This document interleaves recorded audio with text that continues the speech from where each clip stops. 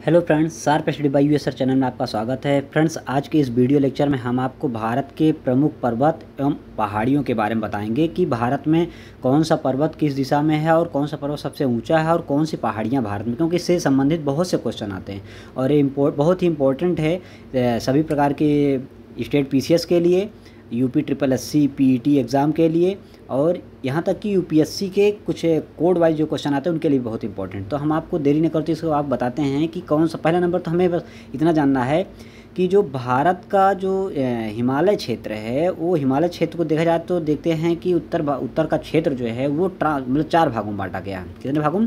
4 भागों में बांटा गया। जैसे एक सबसे बड़ा है, पहला ट्रांस हिमालय है, दूसरा है बृहद हिमालय है, तीसरा है लघु हिमालय है, चौथा है शिवालिक हिमालय है। तो हमको ये बात जानना है कि ट्रांस हिमालय में कौन कौन सा आता है। ट्रांस हिमालय भारत का सबसे उत्तरी भाग होता है।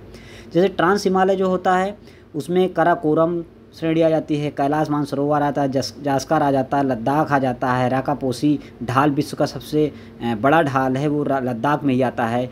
उसी ट्रांस हिमालय में सियाचिन ग्लेशियर जो विश्व का सबसे बड़ा ग्लेशियर भी है, फिर बियाफो ग्लेशियर भी 63 किलोमीटर है, बालतोरा ग्लेशियर है, हिस्पर ग्लेशियर है। तो हमने ग्लेशियर सबसे बड़े छोटे कौन, उसको भी हमने आपको बता दिया कि सियाचिन ग्लेशियर की स्थिति कहाँ पर है, किस हिमालय में। अब आपको ये बात जानना जरूरी है कि ट्रांस हिमालय और बृहद हिमालय इनके बीच में क्या चीज़ काटता है, मतलब कि सचर जोन इन दोनों को विभाजित करता है। ट्रांस हिमालय और बृहद हिमालय को सचर जोन विभाजित करता है। अब अगर आए देखें तो बृहद हिमालय को ही आंतरिक हिमालय बोलते हैं, इसी को हिमाद्री हिमालय बोलते हैं, यही मुख्य हिमालय है। और बृहद हिमालय के बीच देखा जाए तो कंचनजंगा आ जाएगा आपका। कंचनजंगा धौलागिरी नेपाल में है, कंचनजंगा सिक्किम में है, अन्नपूर्णा है, मकालू है, ये सब बृहद हिमालय में आते हैं। और बृहद हिमालय के बीच अगर देखा जाए, बृहद हिमालय तथा लघु हिमालय के बीच में कौन सा मेन फॉल्ट उसको अलग करता, तो मेन सेंट्रल फॉल्ट उसको बोलते हैं। क्या बोलते हैं? मेन सेंट्रल फॉल्ट उसको बोलते हैं। तो बृहद हिमालय लघु हिमालय को डिवाइड करने वाला मेन सेंट्रल फॉल्ट है और ट्रांस हिमालय बृहद हिमालय को डिवाइड करने वाला सचर जोन है। लघु हिमालय आता है तीसरे नंबर पर। लघु हिमालय में ही बनिहाल दर्रा है, पीर पंजाल है, धौलाधार है जो शिमला में पड़ता है, नाग टिब्बा, रीवा, मसूरी, कुल्लू, मनाली, ये सब लघु हिमालय के दक्षिण भाग में पड़ते हैं। और लघु हिमालय तथा शिवालिक हिमालय को विभाजित करने वाला जो है वो मेन सीमांत दर्रा है। इस बात को याद रखना है कि ट्रांस को बृहद से कौन अलग करता है, बृहद को लघु से कौन अलग करता है, लघु को शिवालिक से कौन अलग करता है, ट्रांस हिमालय में कौन कौन से श्रेणियाँ हैं, बृहद हिमालय में कौन कौन से श्रेणियाँ हैं, लघु हिमालय में कौन कौन से श्रेणियाँ हैं, और शिवालिक में आप तो सब सारी बात समझ रहे हैं कि उत्तराखंड के आसपास के क्षेत्र सारे उसमें आ जाते हैं। तो बृहद हिमालय आपको बता दिया। अब हम थोड़ा सा इस पे चलते हैं दोस्तों कि ये समझना है हमको कि जो हिमालय क्षेत्र का विभाजन है वो 4 भागों में किया गया है। हिमालय क्षेत्र का जो विभाजन किया गया वो 4 भागों में किया गया। एक तो किया गया है कि पश्चिम से पूर्व की तरफ हम चलते हैं। तो पश्चिम में सबसे पहले सबसे कम ऊंचा क्षेत्र जो है, क्योंकि पश्चिम का क्षेत्र कम ऊंचा है, पूर्व का क्षेत्र ज़्यादा ऊंचा है, तो पश्चिम क्षेत्र में पंजाब हिमालय, यानी पहले पंजाब हिमालय है। जो पंजाब हिमालय है वो सिंधु और सतलुज नदी के बीच का जो पूरा क्षेत्र आएगा वो पंजाब हिमालय। पैंगोंग घाटी वगैरह इसी में है, और पैंगोंग घाटी खारा जल होता है। डल झील, बुलर झील भी इसी में आती हैं, लेकिन वो सब मीठे पानी की झील हैं। जम्मू कश्मीर का अधिकांश क्षेत्र इसी में आता है, पंजाब हिमालय के क्षेत्र में आता है। और काराकोरम में सारी चीज़ें पंजाब हिमालय वाले क्षेत्र में ही आते हैं। जास्कर आता है, बनिहाल, बुर्जिल, खैबर, ये सब पंजाब हिमालय में ही आते हैं। तो काराकोरम हो गया, लद्दाख हो, जास्कर हो गया, पीर पंजाल हो गया, धौलाधार, ये सब पंजाब हिमालय में आता है। और इस बात को आपको समझना है कि पंजाब हिमालय और कुमायूं हिमालय के बीच जो है वो क्षेत्र, वो कौन सी नदी, सिंधु और सतलुज के बीच है। अब आते हैं कुमायूं हिमालय में। तो कुमायूं हिमालय में आ जाते हैं तो कुमायूं को सतलुज नदी और काली नदी के बीच का क्षेत्र कुमायूं क्षेत्र कहा जाता है, कुमायूं हिमालय कहा जाता है। और ये पंजाब हिमालय से ज़्यादा ऊंचा है। मिलाम, हिमनद, कोसा हिमनद इसी क्षेत्र में पड़ते हैं और सबसे ये मतलब कि ये इनसे तो अधिक ऊंचा है। करेवा चिकनी मिट्टी कुमायूं हिमालय में ही पाई जाती है। हिमालय के जितने पर्वत आप देखते हैं, कामेट हिमालय सुने होंगे, गढ़वाल हिमालय, बद्रीनाथ, केदारनाथ, त्रिशूलनाथ, नंदा देवी, ये सारे जितने भी पहाड़ पर्वत दिखाई पड़ रहे हैं ये सब किस में आते हैं? कुमायूं हिमालय में आते हैं। अगर इसी तरीके से आपको हम देखते हैं कि कौन सा कहाँ कहाँ, तो सबने आपको सब बता ही दिया। बद्रीनाथ, केदारनाथ, कुमायूं हिमालय कौन कौन सी नदी के बीच है, सतलुज और काली के बीच है। अब इसी तरीके से अगर देखें नेपाल हिमालय, तो नेपाल हिमालय में अगर आ जाते हैं तो काली नदी और तीस्ता नदी के बीच का जो क्षेत्र है वो नेपाल हिमालय है। विश्व का सर्वाधिक ऊंचा क्षेत्र यही नेपाल हिमालय कहा जाता है। धौलागिरी पर्वत है और गोसाईनाथ, कंचनजंगा, ये सारी चीज़ें लगभग इसी में पाई जाती हैं। माउंट एवरेस्ट भी इसी में पाया जाता है नेपाल हिमालय, और विश्व का सबसे ऊंचा क्षेत्र भी है। इसके लगभग 500 किलोमीटर तक चौड़ाई भी है। अब अगला देखते हैं असम हिमालय। तो तीस्ता नदी के बाद और दिहांग नदी यानी कि ब्रह्मपुत्र नदी के बीच का जो क्षेत्र होता है वो असम हिमालय है। लगभग 800 किलोमीटर के क्षेत्र फैला हुआ है। इसमें नागा, मिसमी सारी पहाड़ी आ जाती है। कुल्लू क्षेत्र आ जाता है, सांगपो आ जाता है, नोकरेक आ जाता है, सारी पहाड़ी इसमें आ जाती हैं। ये थोड़ा सा कम ऊंचा क्षेत्र है। तो हमने आप लोगों को ये बताया कि ट्रांस हिमालय, बृहद हिमालय, लघु हिमालय, शिवालिक हिमालय। फिर हमने हिमालय के क्षेत्र को 4 भागों में बांटा, पंजाब हिमालय और उसके बाद कुमायूं हिमालय, नेपाल हिमालय, असम हिमालय। ये पूरब से पश्चिम, हमने आप पश्चिम से पूरब की तरफ आपको बताया। इस प्रकार के प्रश्न स्टेट पीसीएस वगैरह में आते रहते हैं। तो आप लोगों को इस बात को भी समझना है कि कहाँ से कौन सा क्षेत्र पड़ जाता है। अब आगे हम आपको बताते हैं दोस्तों कि किस हिमालय के क्षेत्र में कौन कौन सा कैसे आते हैं। अब देखिए, अगर हम अपने भारत को देखें तो भारत का जो नक्शा है उस नक्शे में सबसे उत्तरी क्षेत्र में देखा जाए तो जो एक पामीर की गांठ पड़ती है, ये पामीर की गांठ है, ये जो दिख रहा है पामीर की गांठ है ये। तो पामीर की गांठ के अगर आप पश्चिम साइड में जाएंगे तो हिंदूकुश वाला श्रेणी पड़ेगी, और उसी हिंदूकुश की श्रेणी में सबसे नीचे तरफ आएंगे उसी में तो नंगा पर्वत पड़ता है। ये जो पाक ऑक्युपाइड कश्मीर में है, ये बात ध्यान देखना है तो भारत का हिस्सा है, लेकिन इन लोगों ने मतलब कि ऑक्युपाई कर रखा है। और कुनुलिन ये देखा जाए तिब्बत क्षेत्र में आ जाता है। इस तरफ ये देखिए लाइन जो ऊपर से दिख रही है, ये वाली लाइन, ये लाइन सीधी आ रही है ना, ये कुल्लू क्षेत्र है, तिब्बत वाला क्षेत्र है। तो ये पामीर के गांठ है, वो दोनों से डिवाइड हो जाता है। अब देखा जाए तो काराकोरम सबसे ऊपर पड़ता है, उसके बाद लद्दाख श्रेणी पड़ती है। लद्दाख के अगर दक्षिण पूर्व में थोड़ा ले लिया कैलाश श्रेणी पड़ती है। कैलाश लद्दाख के जस्ट नीचे अगर आए धौलाधर श्रेणी पड़ती है, ये धौलाधर श्रेणी है। यहाँ ध्यान रखना है कि हम उत्तर से दक्षिण तरफ आ रहे हैं। तो काराकोरम, लद्दाख, उसके बाद धौलाधर, फिर शिवालिक पड़ता है। शिवालिक सबसे दक्षिण पड़ता है, यानी कि भारत के हिमालयी क्षेत्र का सबसे दक्षिणी क्षेत्र जो होता है शिवालिक होता है। अब अगर सवाल कभी कभी ये आते हैं कि सिंधु नदी जो है जास्कर और लद्दाख श्रेणी के बीच बहती है। सिंधु नदी जो जास्कर और लद्दाख श्रेणी के, खैबर दर्रा को प्राचीन काल में रेशम मार्ग जो होता था तो खैबर दर्रे से होकर गुजरता था। मसूरी, नैनीताल, रानीखेत ये सब मध्य हिमालय क्षेत्र में है, मिडिल हिमालय में। दार्जिलिंग नेपाल हिमालय में पड़ता है। काली नदी घाघरा की सहायक नदी है, घाघरा की सहायक नदी है। और उत्तराखंड में बुग्याल तथा प्यार पाए जाते हैं, ये भी जानना बहुत ज़रूरी है। अब आपको हम मैप के माध्यम से थोड़ा समझाने की कोशिश करेंगे कि भारत में जो पहाड़ियाँ उनकी स्थिति मैप में क्या है, क्योंकि मैप में हमने आपको बताया कि सब कुछ बताएंगे, कौन सा कैसे पूरब से पश्चिम उनकी स्थिति क्या है, उत्तर से दक्षिण क्या है, दक्षिणी भाग में कौन कौन सी पहाड़ियाँ पाई जाती है, किस राज्य में कौन सा। सवाल बहुत से आते रहते हैं, इसको जानना जरूरी। तो हम आपको सही से दिखाते हैं। आप अगर ध्यान से देख पा रहे हैं तो इसको समझने की कोशिश करिए कि यहाँ पर देखिए सबसे ऊपर अगर हम जाते हैं तो यहाँ देखिए ये पामीर की गांठ है। पामीर की गांठ से पश्चिम तरफ जाते हैं हिंदूकुश पर्वत का पड़ जाता है श्रेणी, और अगर इसके पूरब की तरफ जाते हैं तो ये कुनुलुन वाला श्रेणी पड़ जाता है, ये तिब्बत की तरफ चला जाता है। उसमें सबसे ऊपर काराकोरम श्रेणी है, देखिए श्रेणी है।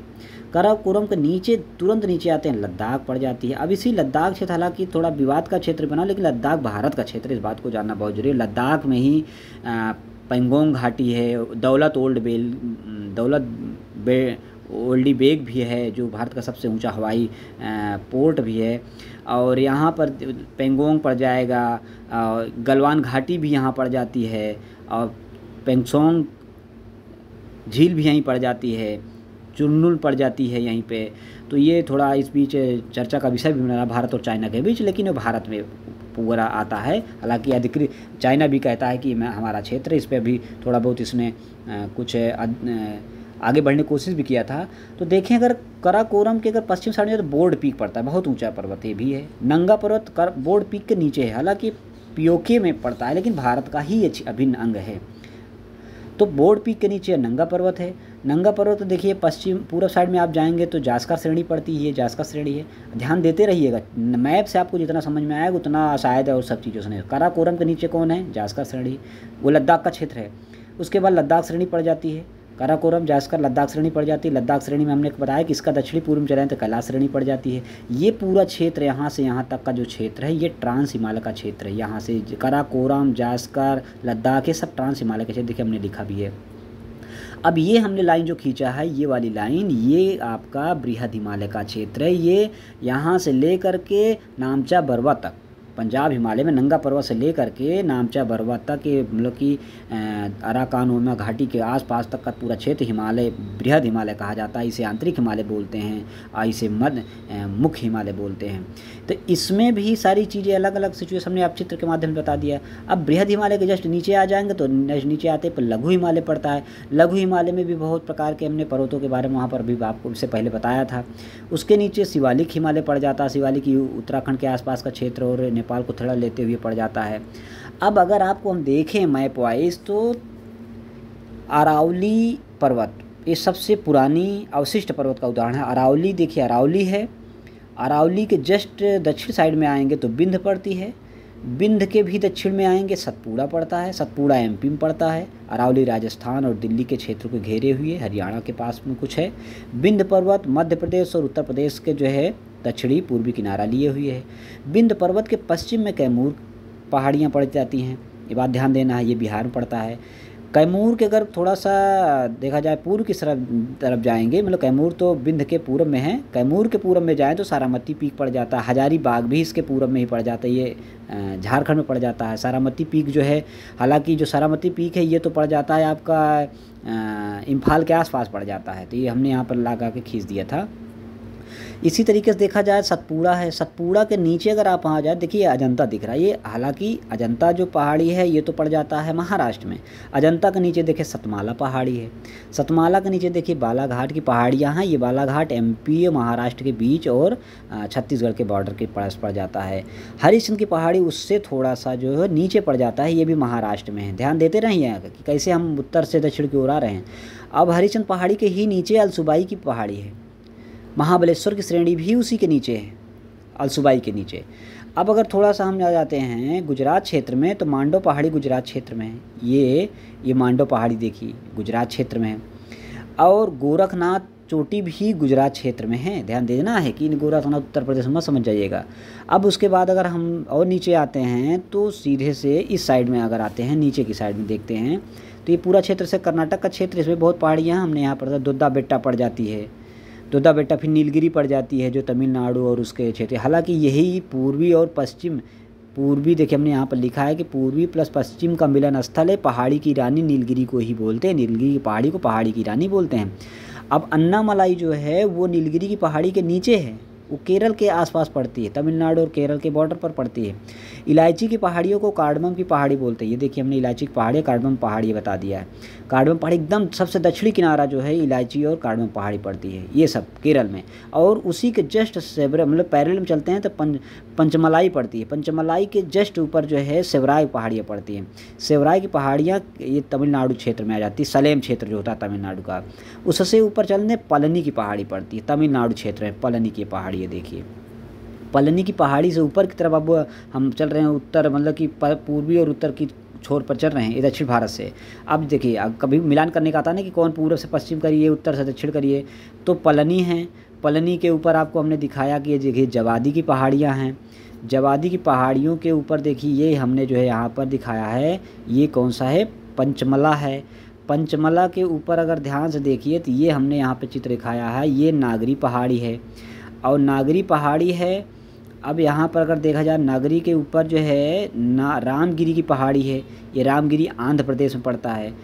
पालीकोंडा आंध्र प्रदेश में पड़ता है, उससे उत्तर ऊपर की ओर है आंध्र प्रदेश में।